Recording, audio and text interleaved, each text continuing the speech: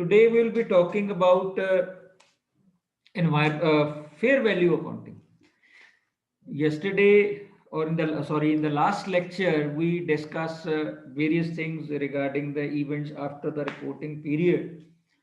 So today we'll be talking about fair value accounting, as you have already discussed that in various standards we are using this term by and large. So what is fair value accounting?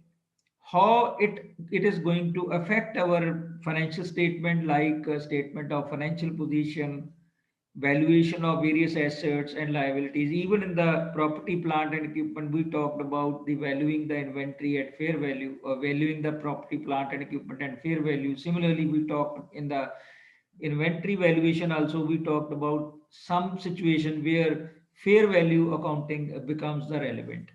So today we will be discussing the IFRS 13, which deals with the fair value accounting. So what is fair value? The most important question is, we have a little bit discussed in the earlier standard also, that fair value is the price that would be received to sell an asset. If you have an asset, if you sell it in the market, or if you have a liability, what will be required to pay or transfer a liability in an orderly transaction between market participants at the measurement date.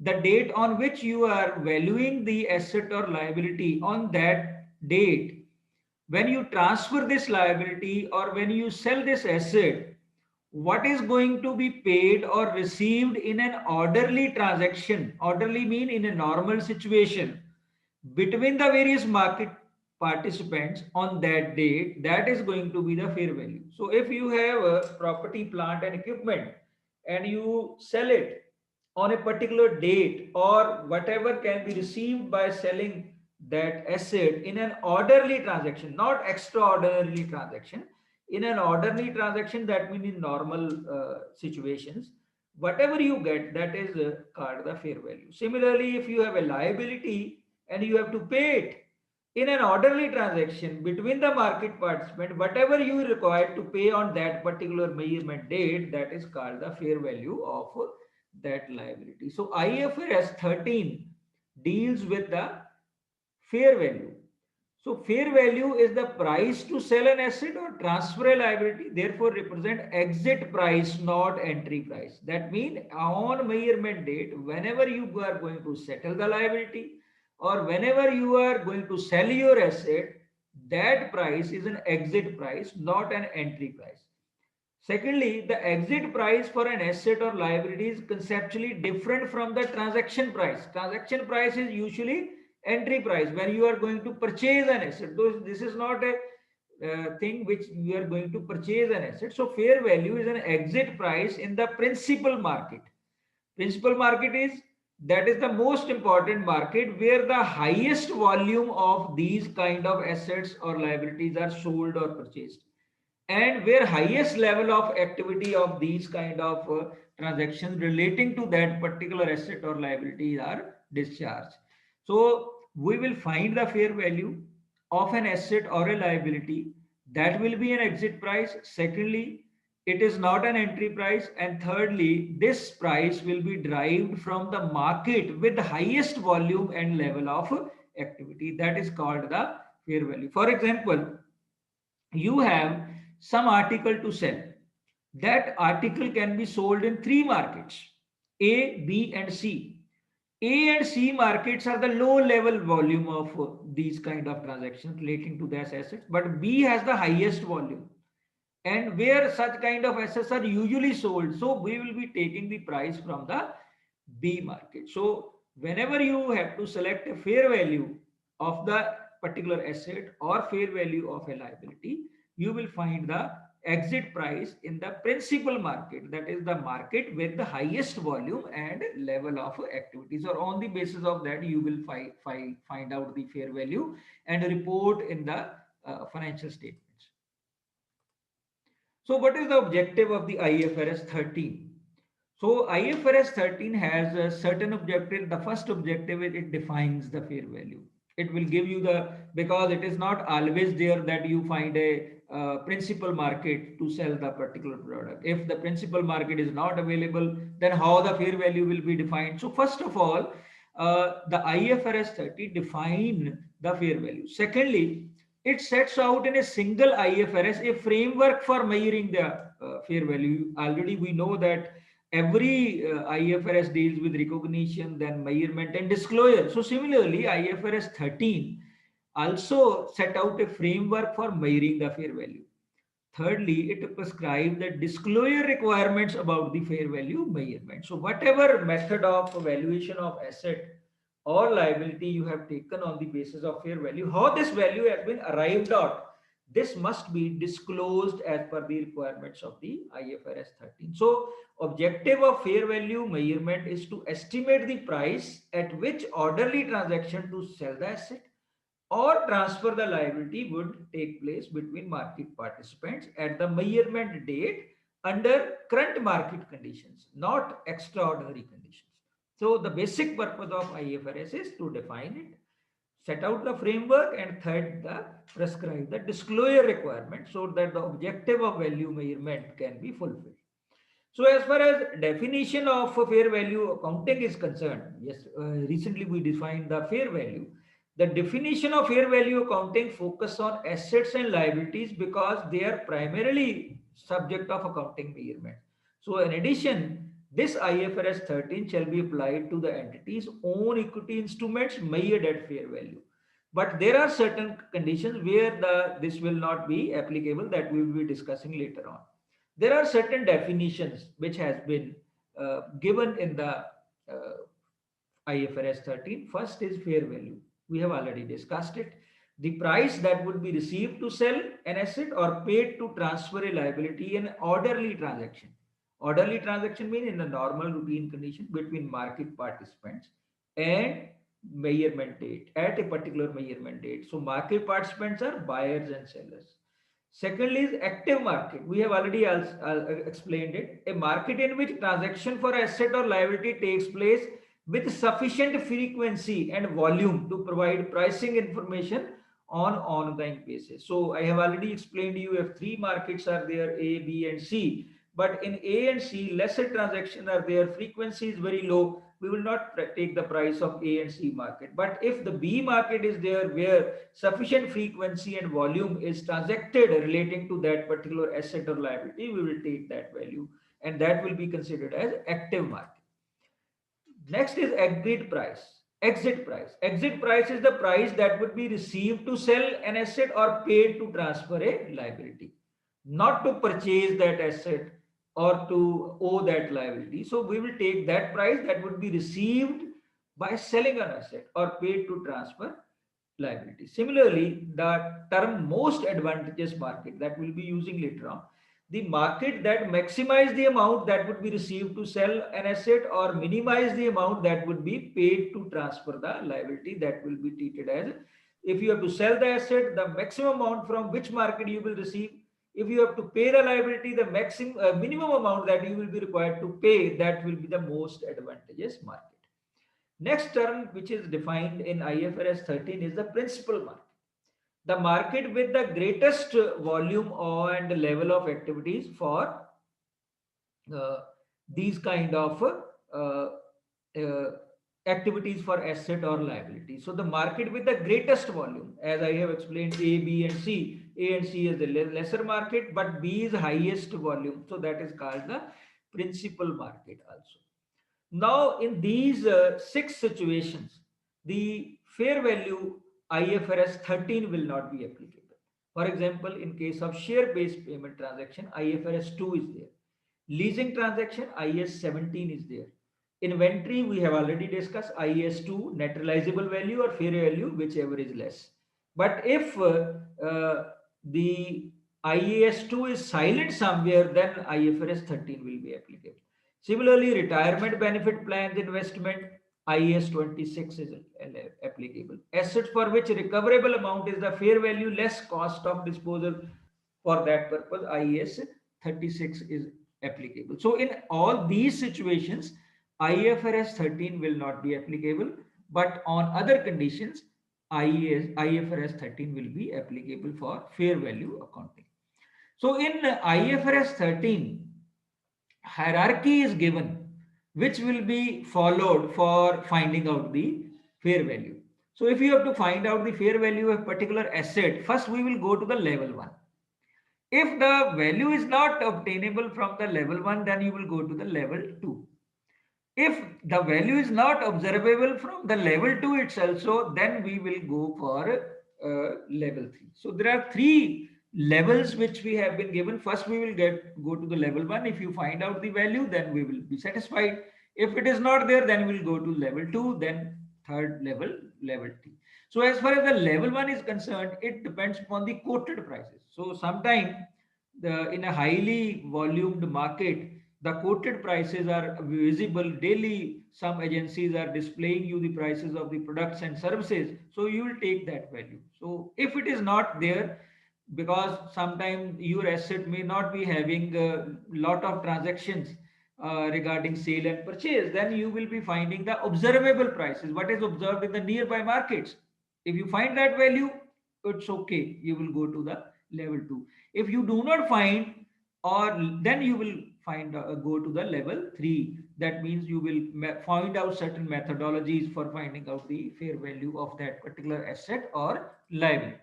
So let me consider all these three one by one levels. Number one, level 1, quoted prices unadjusted in active market for identical assets and liability. You want to sell an asset, you want to find out the value of the asset, but not willing to sell it, but you want to find out the fair value of a particular asset or a liability. You will find out whether nearby in markets some prices are quoted there. There may be certain published documents from which you can find these prices. If the price is there, you may make certain adjustment for depreciation, how long this asset is old. After that, you will find the value of the asset. That is called the fair value. Second level, if you don't find out any value, then you will go to the level 2.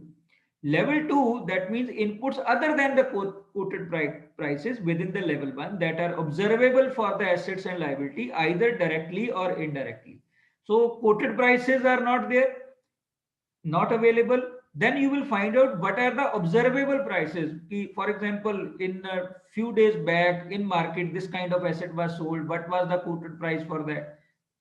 That price will be less reliable than the level 1. So if level 1 is not observable, you don't find the quoted price, then you will be finding the observable price. Third, level 3, inputs for the assets or liability that are not based on observable value. So unobservable inputs you will be getting. So you will be getting information from here and there. On the basis of that, you will find out some cost model, and on the cost model you will find out the value of that particular asset. So there are level 3. Level 1 is highly reliable, level 2 is lesser reliable than the level 1, and the level 3 is also lesser reliable than the level 2 and level 1. So if this way we will following the hierarchy to measure the value of the asset, that is level 1, level 2 and level 3.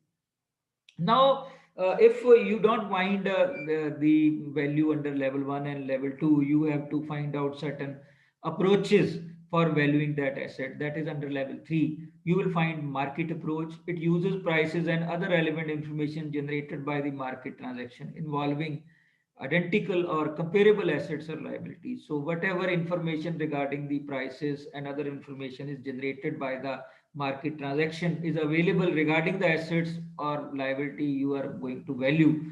So you will be finding the value on the basis of that. Third, secondly, is income approach.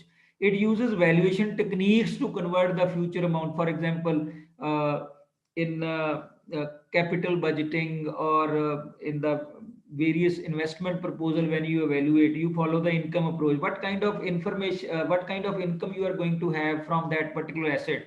If it is going to have for 5 years, then you will find out the cash inflows of income and expenses of that particular asset during that 5 year, and find out the net cash inflow on discounted pattern by using certain discount rate.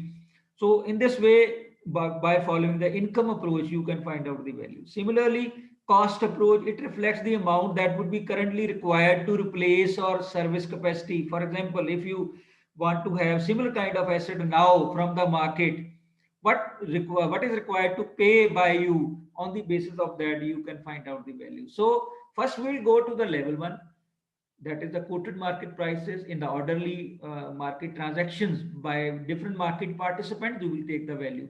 If that is not there, then you will go to the level two. Level two, observable prices are there, but actually transaction has not happened. So on the basis of the observable prices, you will find out the value of that asset. If that is not there, then you will go to the level three. Level three, that means you have to rely on various techniques. You may follow market approach, you may follow income approach, or you may follow the cost approach. On the basis of that, you can find out the value. But whatever method you follow for finding out the fair value, you have to make certain disclosures regarding it, whether you have followed uh, level 1 or level 2 or level 3. If you have found out level 1, uh, where transaction was reported, what were the quoted market prices, you will disclose that. For assets and liability that made at fair value on a recurring and non-recurring basis in the statement of financial position. After initial recognition, the valuation techniques and inputs which are used by you to value that asset, that must be disclosed. Similarly, if you have level 3, the effect of measurement on profit or loss or other comprehensive income for that period, you have to disclose. So this IFRS 30 follow a particular methodology. First, you identify the asset liability, then identify highest and best use for non-financial asset, then identify market for orderly transaction, identify and apply valuation technique, and then disclose it. So five-pronged strategy we will be following for valuing the fair value. So as far as comparison of the fair value with the historical cost is concerned, let me discuss with you first relevance. Fair value is more relevant to the investors and creditors because it reflects the current market price of the asset. But historical cost is concerned does not provide information relevant to the investors because you may have purchased asset 5 years back that may become redundant and may not find any market value, but still showing that cost in the financial statement. That is misleading. Secondly, fair value based on inactive market may prove to be unreliable. As I said, the level 1 is more reliable. Level 2 is lesser reliable than the level 1. Level 3 is again lesser reliable. So sometimes there is bias in the fair value. So as far as historical is concerned, because it is based on the actual transaction, the amount recorded is free from management bias. But because whatever you have paid, but the most important problem is there that though it is reliable, but it is not relevant. You may not find the value in the market, the price which you have incurred to purchase that particular asset. So these are the things. Number three, consistency. The use of fair value consistently applies on valuation approach over time. So historical cost, it is a mixture of valuation method. It reports past transaction at historical cost, but the fair value, it demands consistency every year. That every year you find out the value of the particular asset by following the level 1, level 2, or level 3. Similarly, comparability. Fair values, when they can be reliably measured, they can have enhanced comparability. But as far as the historical cost is concerned, it fails to identify similarity between similar items and differences between different items. So, fair value is more reliable and comparable than the other things.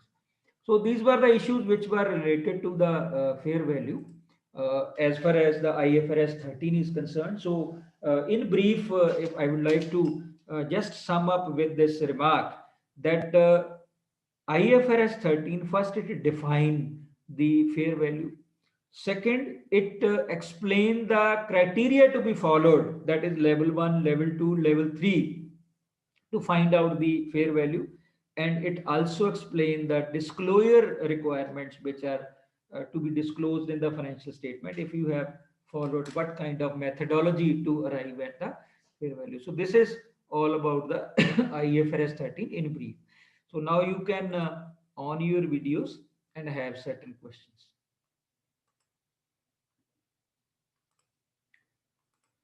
You can on your videos.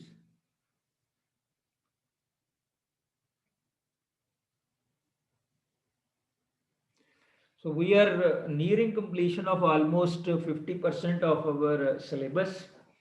as per the guidelines given by the university. So any question regarding fair value?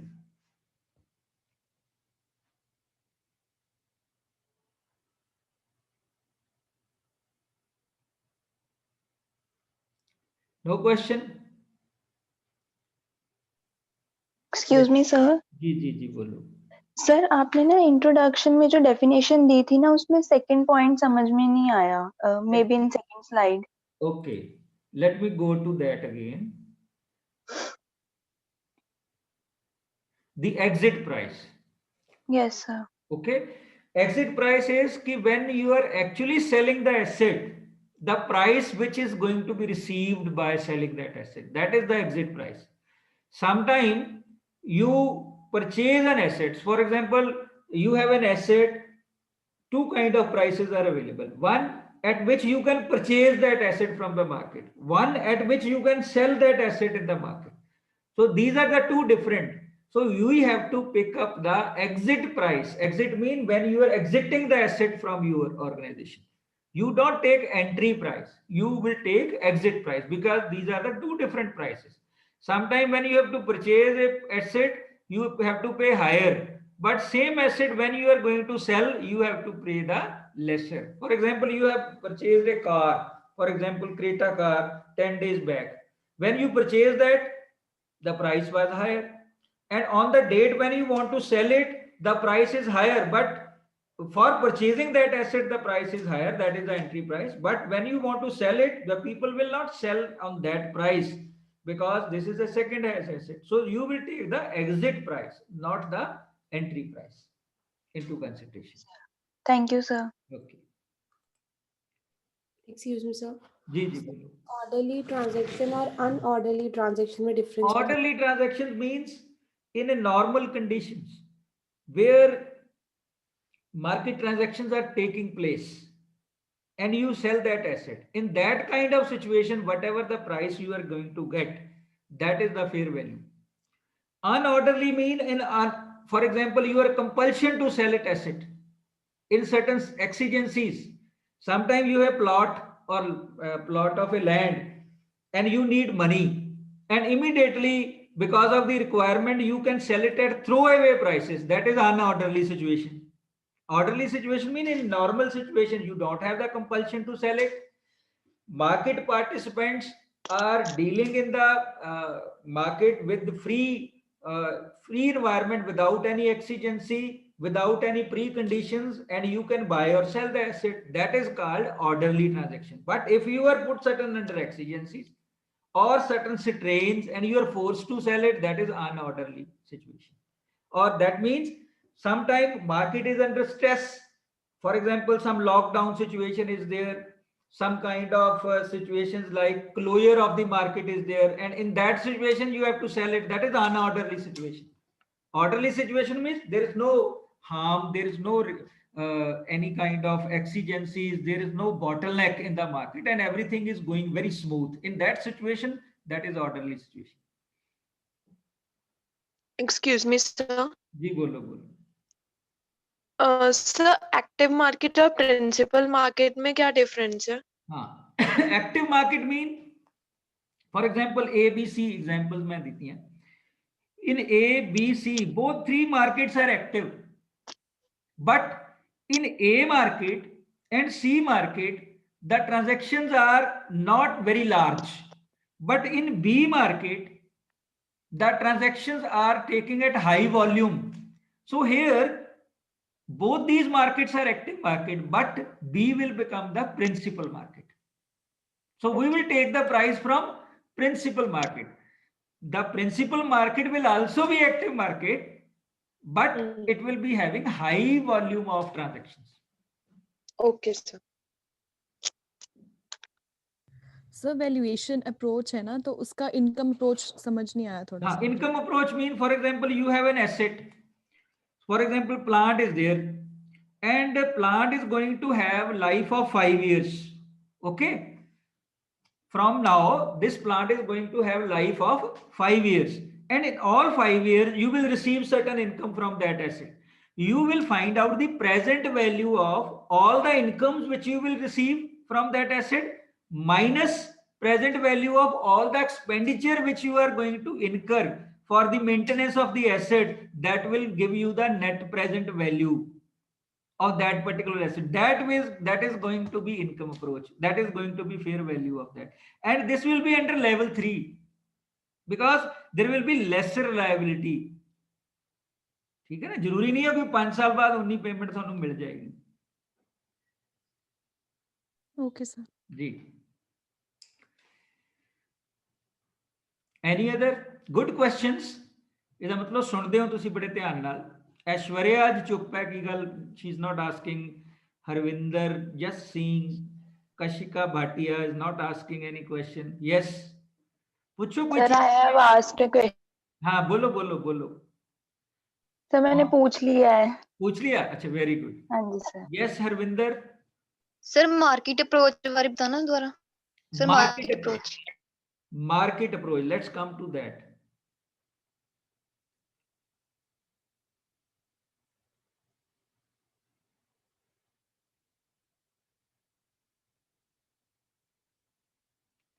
So market approach means here we are not using the income and cost approach, but using the prices which are there as compared to assets and liabilities in various markets. So it uses prices and other relevant information generated by the market transaction. For example, in a nearby market, you may not have any kind of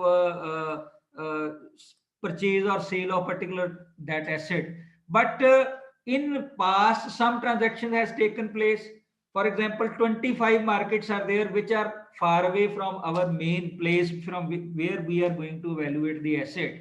You will generate information from all these which may be low active market, and then you will average that. So here we have used the information from the market, not on the basis of cost or income. So you have taken some published information, you have collected from information from here and 10 ਬੰਦਿਆਂ ਨੂੰ ਪੁੱਛ ਲਿਆ ਵੀ ਹੈ ਇਸ ਤਰ੍ਹਾਂ ਦਾ asset ਹੈ ਯਾਰ, ਕਿੰਨੇ ਦਾ ਵਿਕਦਾ ਹੋਏਗਾ, ਉਹ ਇਨਫੋਰਮੇਸ਼ਨ ਰਿਲਾਇਬਿਲਿਟੀ ਦੇ ਉੱਤੇ ਕੈਲਕੂਲੇਟ ਕਰਕੇ ਉਹਨੂੰ ਐਵਰੇਜ ਕਰ ਲਿਆ, ਉਹ ਮਾਰਕੀਟ ਅਪਰੋਚ ਹੈ। ਇੱਥੇ ਅਸੀਂ ਕੋਈ ਇਨਕਮ ਨਹੀਂ ਕੰਸੀਡਰ ਕੀਤੀ ਉਸ ਐਸੈਟ ਦੀ, ਉਹ ਇੱਥੇ ਅਸੀਂ ਕੋਈ ਉਹਦੀ ਜਿਹੜੀ ਉਹ ਕਾਸਟ ਨਹੀਂ ਕੰਸੀਡਰ ਕੀਤੀ। So we rely on the market information which is available. Cost approach भी बता दो। कौन सी? Cost approach. Cost approach mean कि whatever you are going to spend on that asset from last 5 year, whenever you have purchased that asset, जो तुसी ਉਹਦੇ ਤੇ ਖਰਚ ਕੀਤਾ, ਇਹ basically historical cost approach he. when I say cost approach, it mean historical cost approach ਕਿ ਅਸੀਂ revenue ਜਿਹੜਾ ਉਹ find out ਨਹੀਂ ਕਰ ਸਕਦੇ, ਅਸੀਂ ਸਿਰਫ ਜੋ ਉਹਦੇ ਤੇ ਖਰਚਾ ਕੀਤਾ ਮਾਈਨਸ ਉਹਦੇ ਚੋਂ ਰੈਲੇਵੈਂਟ ਡੈਪਰੀਸੀਏਸ਼ਨ ਜਿਹੜੀ ਉਹ ਲੈਸ ਕਰਕੇ ਉਹ ਵੀ ਫੇਅਰ ਵੈਲਿਊ ਬਣ ਜਾਏਗੀ। ਬਟ ਦੈਟ ਇਜ਼ ਲੈਸਰ ਰਿਲਾਈਜ਼ੇਬਲ, ਉਹ ਜਸਟ ਹਿਸਟੋਰੀਕਲ ਕਾਸਟ ਹੀ ਹੈ, ਹੋਰ ਕੁਝ ਨਹੀਂ ਹੈ। ਉਹਨੂੰ ਫੇਅਰ ਵੈਲਿਊ ਕਹਿਣਾ ਥੋੜਾ ਜਿਹਾ ਗਲਤ ਹੋਏਗਾ। फिर सर इसमें हमने ये नहीं किया था कि हम वो कैपिटल बजटिंग की टेक्निक्स यूज करते हैं? ਬਿਲਕੁਲ, ਅਗਰ ਫਿਊਚਰ ਦੇ ਵਿੱਚ ਵੀ ਅਸੀਂ ਫॉर ਐਗਜ਼ਾਮਪਲ ਅੱਜ ਦੀ ਡੇਟ 'ਚ ਜੋ ਅਸੀਂ ਕਾਸਟ ਬੀਅਰ ਕੀਤੀ ਹੈ, ਪਲੱਸ ਜਿਹੜੀ ਫਿਊਚਰ ਦੇ ਵਿੱਚ ਵੀ ਕਾਸਟ ਬੀਅਰ ਕਰਨ ਲੱਗਾਂਗੇ, ਉਹ ਵੀ ਵਿੱਚ ਐਡ ਕਰ ਲਾਂਗੇ ਉਹਦੀ ਪ੍ਰੈਜ਼ੈਂਟ ਵੈਲਿਊ ਫਾਈਂਡ ਆਊਟ ਕਰਕੇ, that will become a cost approach. फिर सर ये लेसर रिलायबल कैसे हुआ? ਲੈਸਰ ਰਿਲਾਇਬਲ ਹੀ ਹੈ ਨਾ, because earlier whatever you have spend ਉਹਦੀ ਵੈਲਿਊ ਅੱਜ ਤੁਹਾਨੂੰ ਮਾਰਕੀਟ 'ਚੋਂ ਮਿਲਣੀ ਨਹੀਂ। ਤੁਸੀਂ ਇੱਕ ਕਾਰ ਖਰੀਦ ਕੇ ਲਾਏ, when you are out of the showroom, immediately ਉਹਦੀ 50,000 ਰੁਪਏ ਕੀਮਤ ਘਟ ਜਾਂਦੀ ਹੈ ਕਿਉਂਕਿ ਟਾਇਰ ਸੜਕ ਤੇ ਲੱਗਿਆ ਨਹੀਂ, ਉਹਦੀ ਵੈਲਿਊ ਖਤਮ। ਹੁਣ ਤੁਸੀਂ ਕਹੋ ਜੀ ਮੈਂ ਤਾਂ 2 ਦਿਨ ਪਹਿਲਾਂ 15 ਲੱਖ ਦੀ ਕਾਰ ਬਾਏ ਕਰਕੇ ਲਿਆਇਆ ਤੇ ਇਹਦੀ ਕੀਮਤ ਮੈਂ ਆਪਣੀ ਬੁੱਕ ਵੈਲਿਊ ਜਿਹੜੀ ਬੁੱਕਸ ਆਫ ਅਕਾਊਂਟ ਦੇ ਵਿੱਚ 15 ਲੱਖ ਹੀ ਸ਼ੋ ਕਰਾਂਗਾ, ਪਲੱਸ ਜਿਹੜਾ ਫਿਊਚਰ ਦੇ ਵਿੱਚ ਉਹਦਾ ਮੇਨਟੇਨੈਂਸ ਐਕਸਪੈਂਡੀਚਰ ਐਡ ਕਰਨਾ, ਉਹ ਵੀ ਮੈਂ ਜੇ ਐਡ ਕਰਕੇ 20 ਲੱਖ ਬਣਾ ਲਵਾਂ ਤੇ 20 ਲੱਖ ਦੀ ਵੈਲਿਊ ਤਾਂ ਨਹੀਂ ਨਾ ਮਿਲਣੀ ਮਾਰਕੀਟ 'ਚੋਂ, ਫੇਅਰ ਵੈਲਿਊ ਤਾਂ ਨਹੀਂ ਨਾ ਹੋਈ, ਉਹਦੀ ਰਿਲਾਇਬਿਲਿਟੀ ਤਾਂ ਨਹੀਂ ਨਾ ਹੈ। ਤੁਸੀਂ 20 ਲੱਖ ਸ਼ੋ ਕਰ ਰਹੇ ਹੋ ਪਰ 20 ਲੱਖ ਹੈ ਤਾਂ ਨਹੀਂ ਨਾ ਐਕਚੁਅਲ ਦੇ ਵਿੱਚ। ਉਹ ਤਾਂ ਮਨ ਨੂੰ ਖੁਸ਼ ਕਰਨ ਵਾਲੀ ਗੱਲ ਹੈ ਕਿ ਮੈਂ 20 ਲੱਖ ਦੀ ਕਾਰ ਮੇਰੇ ਕੋਲ ਹੈਗੀ ਹੈ, ਠੀਕ ਹੈ ਨਾ। ਅੱਜ ਤੁਸੀਂ ਕਾਰ ਹੁਣੇ ਬਾਏ ਕਰਕੇ ਲਿਆਓ ਸ਼ੋਰੂਮ ਤੋਂ, ਸ਼ਾਮ ਨੂੰ ਤੁਹਾਡੇ ਘਰ 'ਚ ਆ ਗਈ, ਤੁਸੀਂ ਚਾਹੇ 2 ਕਿਲੋਮੀਟਰ ਚਲਾਈ ਹੈ, ਕੋਈ ਵੀ ਸਿਆਣਾ ਬੰਦਾ ਤੁਹਾਡੇ ਕੋਲੋਂ ਉਹ ਸੇਮ ਪ੍ਰਾਈਸ ਤੇ ਕਾਰ ਨਹੀਂ ਖਰੀਦੂਗਾ। ਕਿਉਂ ਲਾਏਗਾ? ਉਹਦੇ ਵਾਸਤੇ ਉਹ ਸੈਕੰਡ ਹੈਂਡ ਹੀ ਹੈ, ਚਾਹੇ ਉਹਨੂੰ ਭਾਵੇਂ ਨੰਬਰ ਵੀ ਨਾ ਅਲਾਟ ਹੋਇਆ ਹੋਵੇ, ਠੀਕ ਹੈ ਨਾ। ਉਹ ਸੇਮ ਵੈਲਿਊ ਤੁਹਾਨੂੰ ਨਹੀਂ ਦੇਗਾ। ਸੋ ਇਸ ਕਰਕੇ ਉਹਨੂੰ ਫੇਅਰ ਵੈਲਿਊ ਨਹੀਂ ਕਹਿ ਸਕਦੇ, ਕਿਉਂਕਿ ਜਦ ਤੱਕ ਮਾਰਕੀਟ ਪਾਰਟਿਸਿਪੈਂਟਸ ਉਹਦੀ ਵੈਲਿਊ ਨਹੀਂ ਪਾਉਂਦੇ ਤਦ ਤੱਕ ਉਹ ਵੈਲਿਊ ਫੇਅਰ ਵੈਲਿਊ ਕਿੱਦਾਂ ਹੋਏਗੀ। You follow this point or not? Yes, sir. ਹੋਰ ਬੇਟੇ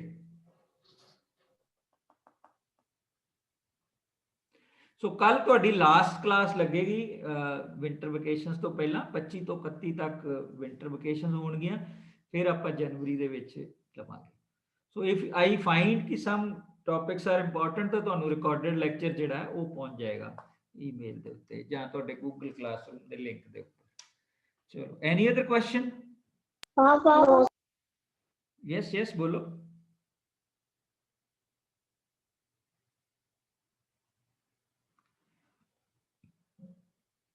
No question?